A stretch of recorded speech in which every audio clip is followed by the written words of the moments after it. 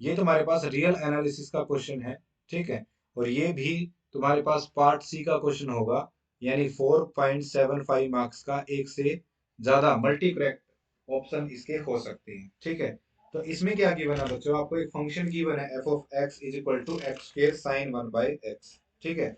और चार ऑप्शन दे रखे हैं कि एफ कॉन्टिन्यूअस होगा जीरो पे, डिफरेंशिएबल होगा, एफ का फर्स्ट डेरिवेटिव डिफरेंशिएबल होगा, और ये लिमिट फंक्शन के डेरिवेटिव की एग्जिस्ट करती है नहीं करती है, ठीक है। तो now come to the solution part of this question. अब देखो सबसे पहले पार्ट ए को सोल्व करते हैं, इसमें कॉन्टिन्यूटी पूछ रखी है, ठीक है।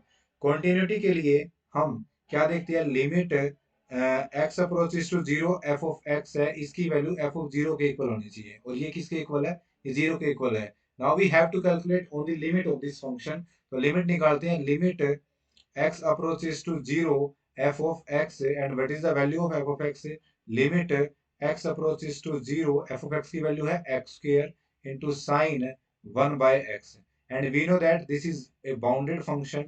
ये तुम्हारे पास एक बाउंडेड फंक्शन होगा, यानी sin 1/x है, ये हमेशा -1 से 1 के बीच में लाई करता है, बाउंडेड है। और x square है वो किसको अप्रोच कर रहा है, जीरो को अप्रोच कर रहा है व्हेन x approaches to 0। इसका मतलब जो इसका आंसर हो क्या आएगा, जीरो आएगा, और ये भी किसके इक्वल है, जीरो के इक्वल है।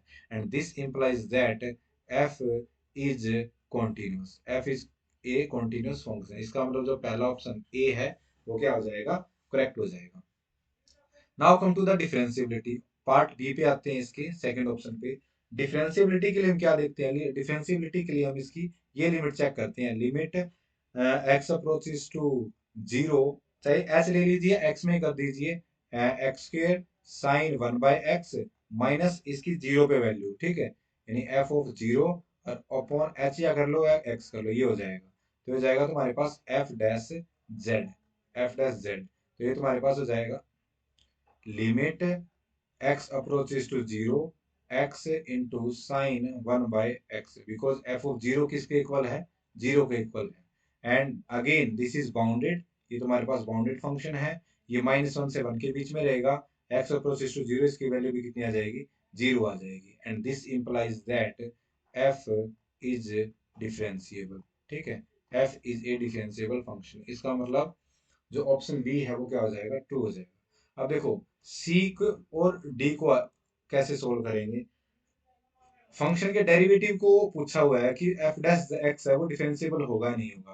तो सबसे पहले एफ डैश एक्स कैलकुलेट करिए, एफ डैश एक्स इक्वल किसके इक्वल हो जाएगा, ये हो जाएगा तुम्हारे पास 2x sine 1/x minus cos of 1/x, और 1/x का करेंगे तो ये -1/x स्क्वायर, एक्स स्क्वायर से एक्स स्क्वायर कैंसिल, ठीक है। तो ये हो जाएगा इसका derivative when x is not equal to zero, and zero when x is equal to zero. अब देखो बच्चों, अब यहाँ पे f डैश x की है, अगर मैं लिमिट यहाँ से कैलकुलेट करूं, limit x approaches to zero 2x sine 1/x minus cos of 1/x। अब यहाँ से देखो जो ये है, इस पे लिमिट एग्जिस्ट नहीं करेगी, ये तो किसको अप्रोच करेगा, जीरो को अप्रोच करेगा, लेकिन ये एग्जिस्ट नहीं करेगा, बिकॉज कोस ऑफ 1/x है, इसकी वैल्यू -1 से लेके 1 के बीच में क्या करेगी, फ्लक्चुएट करेगी। इसका मतलब ये लिमिट क्या आ जाएगी, डज नॉट एग्जिस्ट, ये लिमिट एग्जिस्ट नहीं करेगी, और लिमिट एग्जिस्ट नहीं करेगी तो ये तुम्हारे पास क्या होगा, डिफरेंशिएबल नहीं होगा, यानी ये फंक्शन क्या हो जाएगा,